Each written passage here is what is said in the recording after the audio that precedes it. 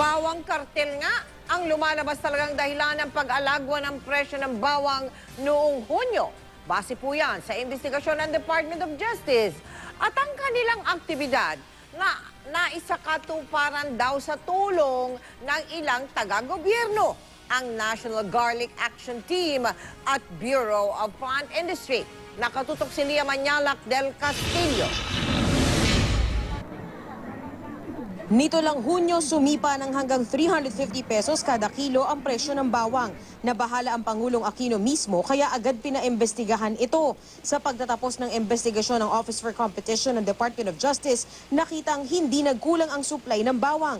Sa halip, isang kartel ang dahilan ng biglang pagsipa ng presyo nito.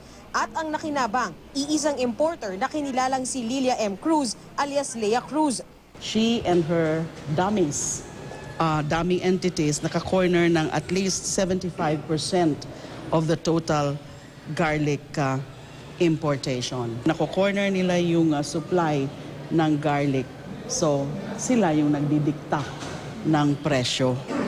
Sa pagsisiyasat pa ng DOJ, lumalabas na si Cruz ang nasa likod ng 24 na dummy importers. Halos 300 import permit ang nakuha ng mga importer na konektado kay Cruz noong nakaraang taon lang. Paniwala ng DOJ, kasabwat ni Cruz ang ilang tauhan ng National Garlic Action Team o NGAT at opisyales ng Bureau of Plant Industry o BPI at maging ng Department of Agriculture. Yung NBI nagfo-focus doon yung mga sino ang mga pwedeng kasuhan. Kaya part of the recommendations is for NBI to continue gathering evidence, lalo na as against those personalities na na-mention sa report, and also to look into the possible connivance or collusion with BPI and maybe DA personnel or officials. Bukod kay Cruz, 3 pang individual ang may mga dummy importer na kumokontrol din sa pag-aangkat ng bawang. Ang iba nga sa kanila, pare-pareho pa ng address pero nabibigyan pa rin ng permit ng BPI. Nag-aangkat ang DA ng bawang base sa rekomendasyon ng NGAT sa kasalukuyang supply nito. Ang direktor ng BPI ang nag-aaproba kung sino-sino at ilang permit ang ibibigay sa kada importer.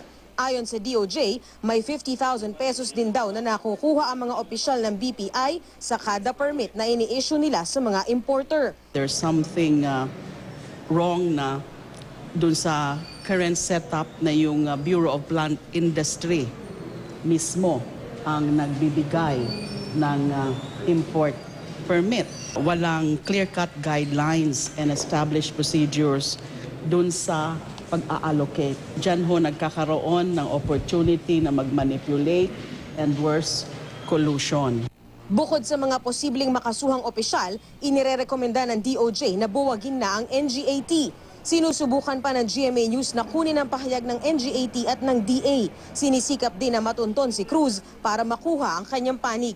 Lia Manyalak del Castillo, nakatutok, 24 oras.